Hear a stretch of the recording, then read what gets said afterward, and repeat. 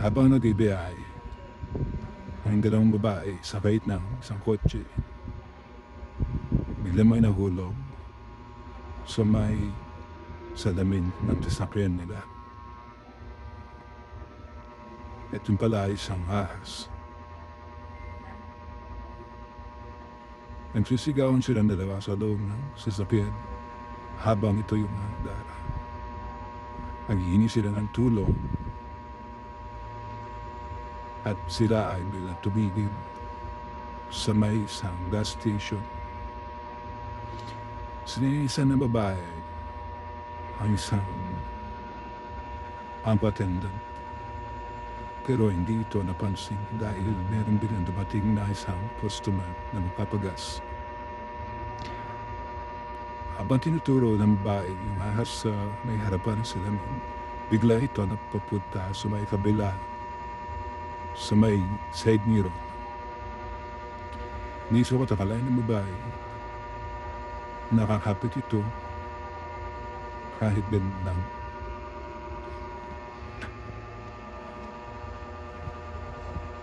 Kinakabahan na ang dalawang pahay sa loob ng sasakyan, di alam kung ano ang gagawin. Hanggang sa huli ay may nakakita na sa kanila at lumapit ang dalawang lalaki. At sabi nila ay bigla daw ito nagtago, pumasok sa butas ng sasakyan sa may harapan. Di nila sa katakalain na magkakaroon ng problema sa kanilang pag-uwi. Pinapalabas sila sa loob ng sasakyan, ngunit hindi nila alam kung paano. Pagkat bigla daw itong lumabas.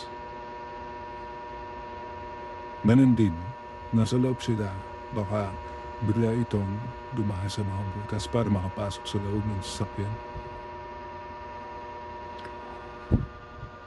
Kaya ang ginagawa ng babae ay huminto muna. Pumasdan ng video kung paano sila hindi makalabas sa sasakyan dahil sobrang takot. Baka biglang lumabas ang ahas.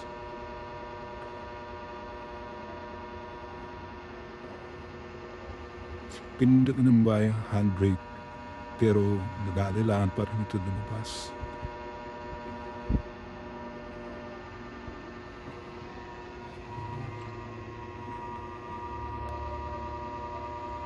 Inisip nila kung paano sila lalabas.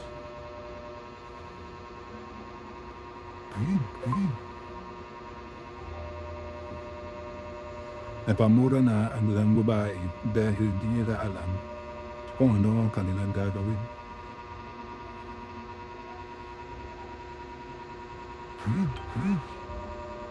Ang dalawang mama sa may daan ay biglang nawala. Ang ginawa ng dalawang babae ay pinasok sa gas station ang kanilang sasakyan at pinark. Pahintay sila ng tulong na lalapit sa kanila habang naghihintay.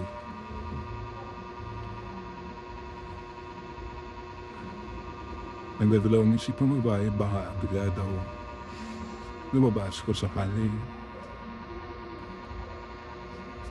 ito ay dadaan sa harapan ng sasakyan. At yun nga, nakalabas na sila. Kaso hindi nila alam saan dumaan ang isang ahas na nakapatong sa harapan ng sasakyan.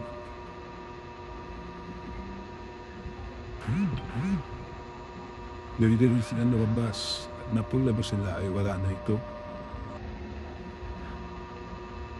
Dili sa kanilang kaalaman ay baka nandun sa loob mismo sa baba ng kung saan pumapasok ang tubig.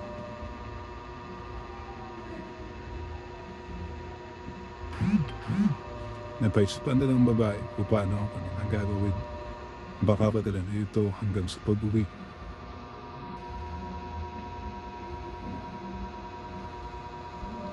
Maaaring ito ay nakalabas na ng sasakyan at nahulog o pumasok sa may makina. Inisip nila baka ito ay napaso dahil sa mainit ang sasakyan. Binuksan nila ang harapan ng sasakyan at chinek nila kung nandun pa.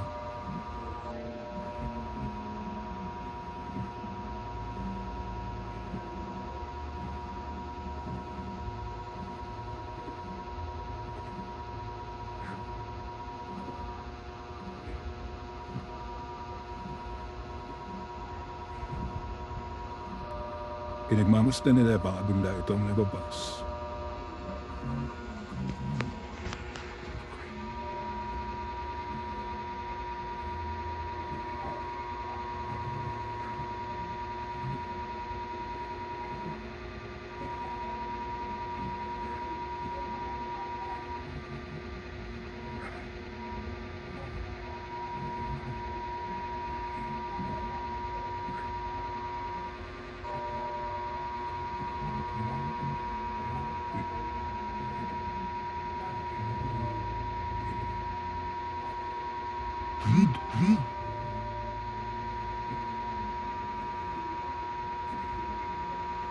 Nanginginig ang tuhod ng dalang babae sa nangyari.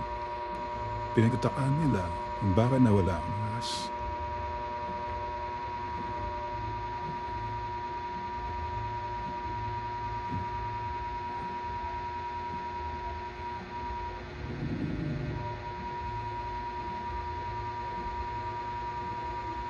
Maaaring ito ay sumingit kung saan-saan sa loob ng sasakyan.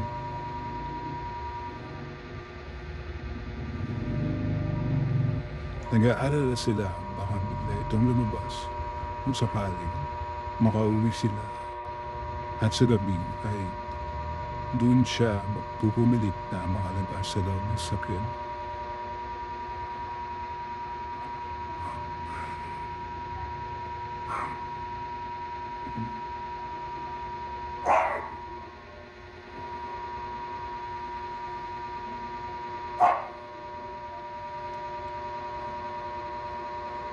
Di na alam saan ito napunta. At sana ay makita nila ito hanggang sa makauwi sila.